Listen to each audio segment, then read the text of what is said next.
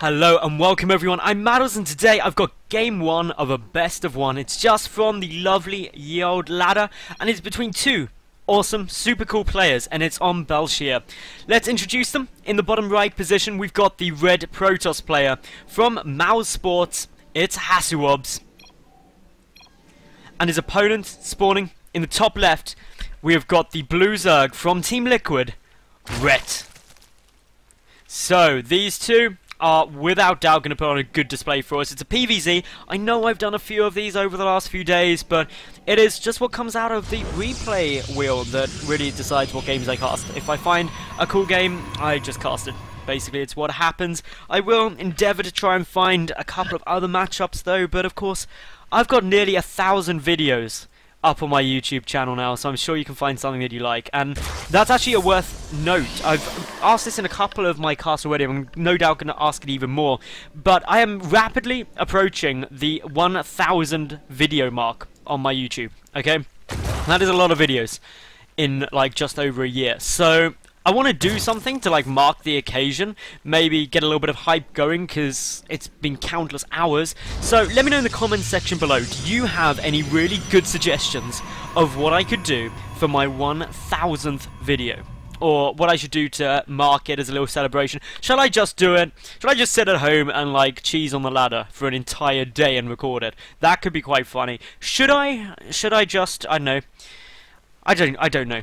Who knows? But anyway, in terms of openings, this game, I do know. We've got HasuObs going for a gateway first. Meanwhile, a spawning pool out from Rhett. Now, this gateway first opens up some options to you. It allows you to put on a bit of pressure.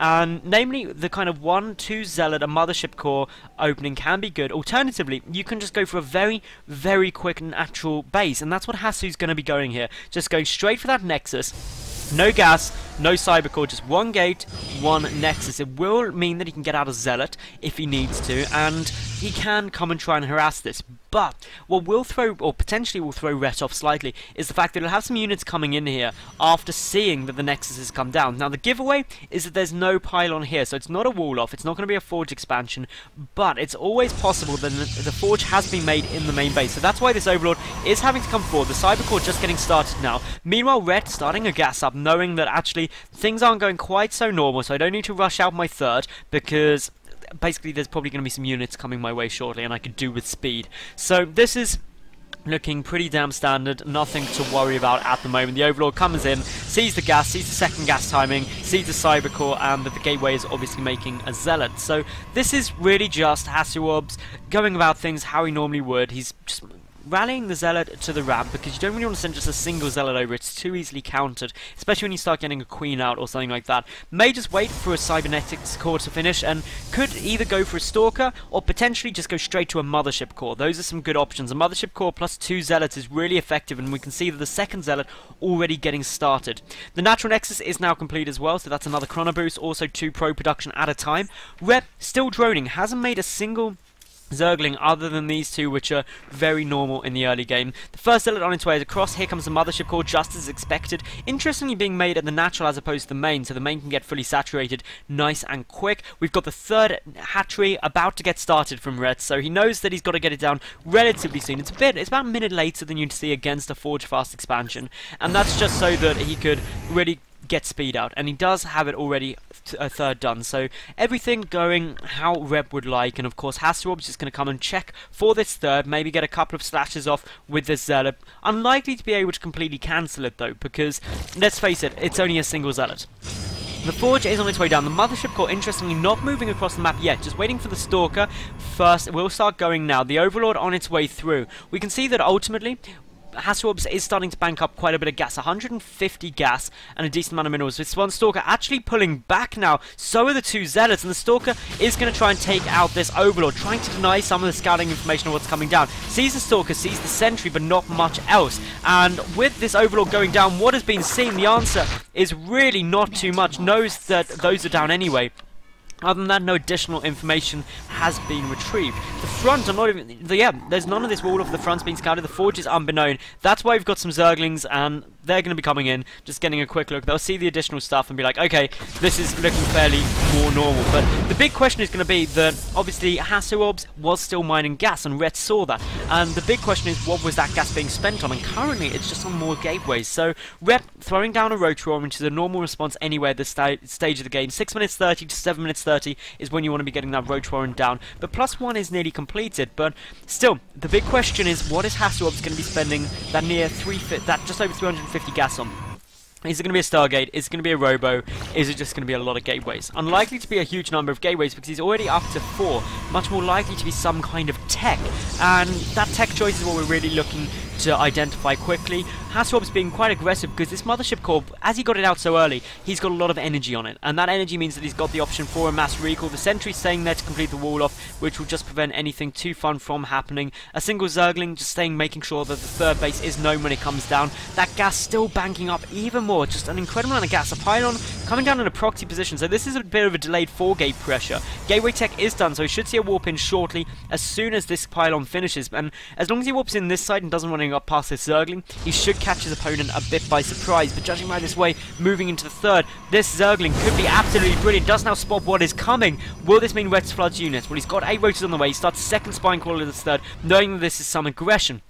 In terms of the warpins, none hitting yet. The pylon is complete. We've got a couple more zealots on their way up and in. These roaches, though, they're going to do a really nice job against just zealots because there's just not enough damage coming out from those. The roaches can pull back, and this is a really nice shutdown. That Stalker getting quite close. Needs to be a little bit careful. The double Stargate following this up. That is where all of the gas is going to be going, and this could catch Red off guard. So we've got to keep an eye out. You've got to get very proactive with all this information. The time warp will just allow these zealots to try and close up the distance a little bit.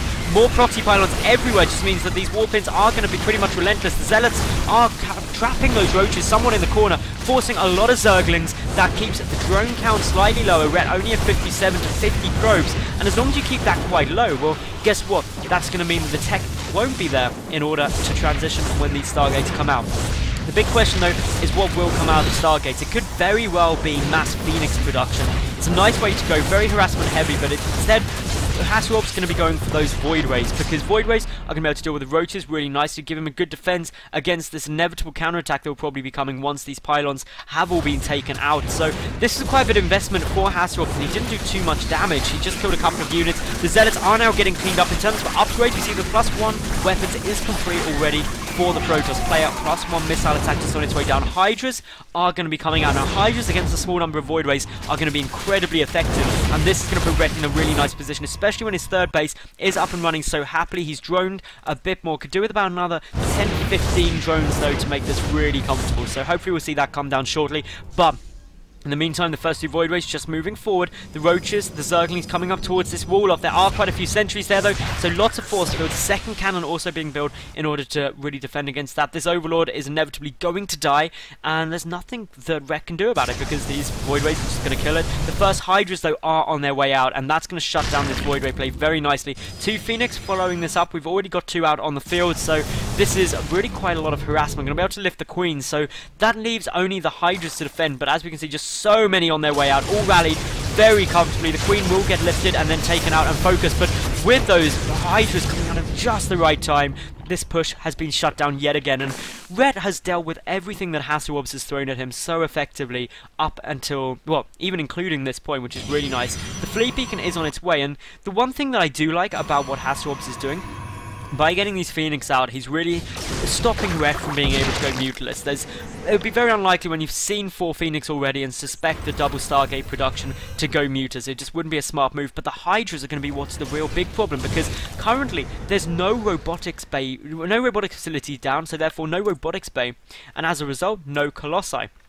With no Colossi, that just means that actually you've got no way to deal with those Hydras, and with Muscular Augments just starting, it's going to mean that Ret, he's going to be pushing on, he's going to be bringing in the aggression. The Fleet Beacon is what we're going to see coming out of this Fleet Beacon. That's what the big issue is. Is it just going to be to start up the Tempest or Carrier production, or we can see straight up Sky Toss from HasuObs, potentially, but there's so many Hydras here. Red is going to be able to hit such a nice timing window. The Spire is also on its way down, so with so many Phoenix, the Spire is an interesting choice because Mutas would get shut out pretty hard, especially with just so many Mutalisks there. That leaves things looking very, very interesting. The Hydras, though, do have the +1 missile attack, already have Groove Spines, and once Muscular Augments comes in, it's going to be really fun. The Anion Pulse Crystals, the range upgrade for Phoenix is also getting researched, so that just means Mutalisks will get shut down so ridiculously hard. A full range advantage on those Phoenix over the Mutas, which just means the kiting becomes a piece of cake. So where do we go from here? Carriers. Carriers is where you go from here. Hell yeah. And carriers, of course, make every game so much more awesome. We've got lots of movements around from Zerglings.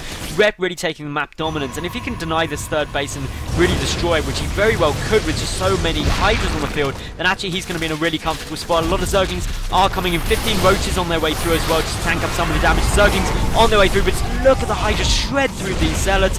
Hydras also coming from the other way. Lots of lifts coming down. And Hydras are light units, which means the Phoenix do deal bonus damage to them. And lots of Phoenix are here, but they're very squishy. So with so many additional Hydras on the ground, it's just going to be so hard for really HasuObs to defend this. He's already blown the Nexus cannon, and that just means that, well, Zerglings can come streaming into the natural. This is not what HasuObs would have won. This is good number of Zerglings already on their way through. We've got a lot of Roaches pumping down as well. The cannon gets taken out. These gateways, the Forge is going down. We see the Zerglings are doing a great amount of damage here. Minimal walking trying to occur, but just nothing here to defend. HasuObs knows he's not going to be holding off against this, and GG's out. So congratulations to Ret, who played that oh so well, stopping all of the aggression from HasuObs just perfectly.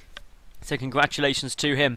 Of course, if you enjoyed this cast, make sure you like the video, leave a cool comment and subscribe. I get games up daily, so I will see each and every one of you tomorrow for yet another new cast.